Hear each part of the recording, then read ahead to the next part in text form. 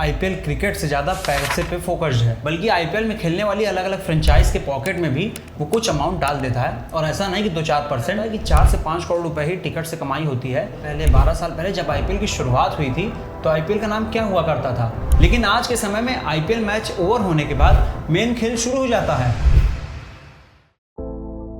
कैसे आप अपने एंटरटेनमेंट और क्रिकेट प्रेम के लिए आईपीएल को इतना पसंद करते हैं, लेकिन असलियत तो ये है कि आईपीएल क्रिकेट से ज़्यादा पैसे पे फोकस्ड है। जहां एक फ्रेंचाइज 18.5 करोड़ रुपए खर्च कर सकती है एक प्लेयर को खरीदने के लिए, तो फ्रेंचाइज भला 20 करोड़ पाने के लिए टूर्नामेंट को क्यों जीतेगी। देखिए, अगर आज के समय में भी आप ये मान रहे हैं कि आईपीएल एक क्रिकेट टूर्नामेंट है तो आप पूरी तरीके से गलत हैं, क्योंकि आईपीएल क्रिकेट से ज़्यादा एक मनी मेकिंग टूर्नामेंट बन चुका है। देखिए, शुरुआत से बात की जाए तो सबसे पहले समझने वाली बात है कि आईपीएल को ऑर्गेनाइज करता है बीसीसीआई, आईपीएल को मैनेज भी करता है बीसीसीआई, तो आईपीएल को ओन भी करता है बीसीसीआई।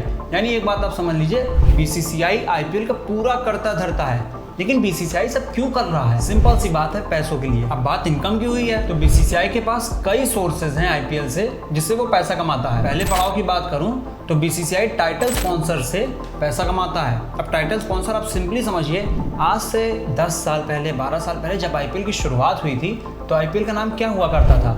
DLF IPL. कुछ टाइम बाद ये बना पेप्सी आईपीएल, वहीं कुछ समय बाद वीवो आईपीएल, तो आज के समय में टाटा आईपीएल।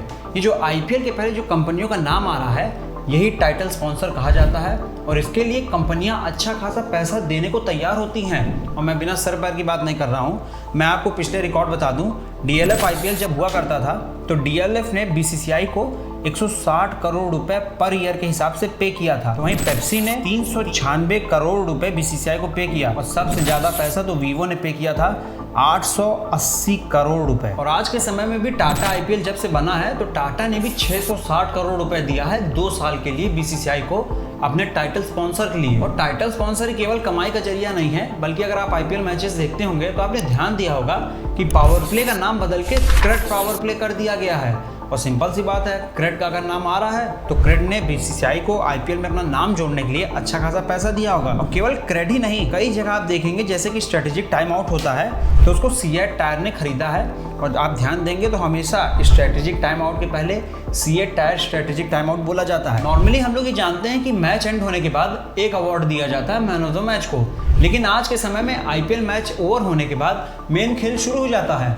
यहाँ 4 से 5 अवार्ड बना दिए गए हैं अलग अलग कंपनियों द्वारा, और उसके द्वारा स्पॉन्सरशिप से पैसा कमाया जा रहा है। जैसे कि फॉर एग्जांपल मैं आपको बताता हूँ, Tiago EV electric striker of the match, एक ये अवार्ड है।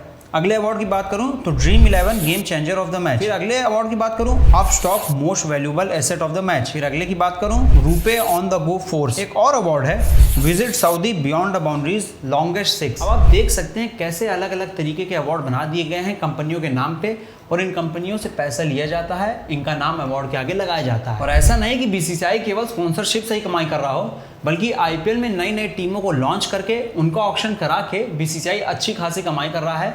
लास्ट ईयर गुजरात टाइटंस की ही बात करूं तो 5600 करोड़ रुपए में गुजरात टाइटन की बोली लगी थी, और वो पैसा किसके पास गया आप तो जान ही रहे हैं। साथ ही आईपीएल के ब्रॉडकास्टिंग राइट को भी बेच के बीसीसीआई अच्छा खासा पैसा कमा लेता है।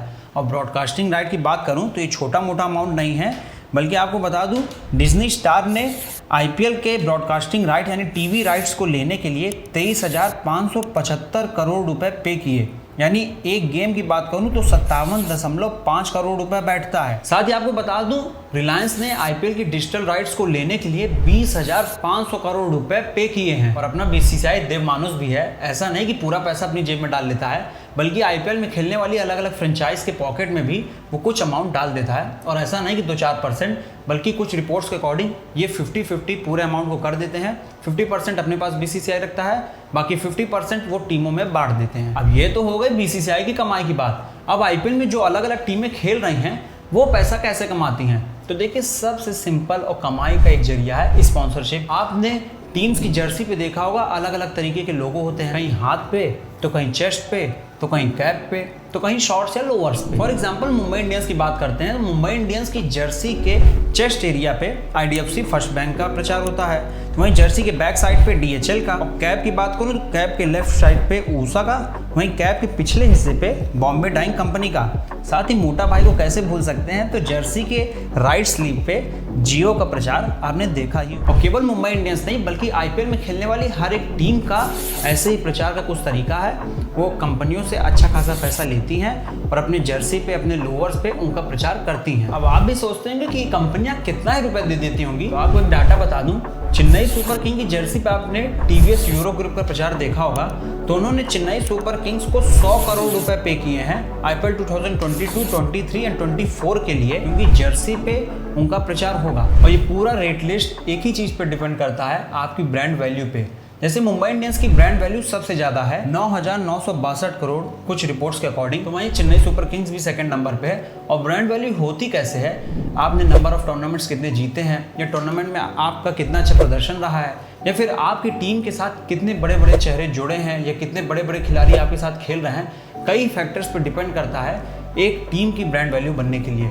लेकिन एक बात आप समझ लीजिए, अगर टीम की ब्रांड वैल्यू हाई है तो उनकी कमाई भी हाई रहेगी। कमाई का सिलसिला केवल यही नहीं रुकता है, बल्कि जिस भी होम टीम के स्टेडियम में मैच हो रहा है, जैसे for example Chennai super Kings का मैच अगर चेन्नई में हो रहा है, तो वहां टिकट से होने वाली कमाई का 70 से 80% हिस्सा चेन्नई सुपर किंग्स के खाते में जाने वाला है। हाँ, कई रिपोर्ट्स के अकॉर्डिंग ऐसा माना जाता है कि 4 से 5 करोड़ रुपए ही टिकट से कमाई होती है। मैं यहाँ किसी का विरोध करने नहीं बैठा हूँ, बस आपसे एक सवाल पूछना चाहूंगा, क्या ये हजारों करोड़ों रुपए का सो कॉल्ड क्रिकेट टूर्नामेंट को देखने के लिए हम जो अपना अमूल्य समय बर्बाद कर रहे हैं, क्या वो वर्थ इट है? अपनी राय कमेंट सेक्शन में जरूर दें। जय हिंद।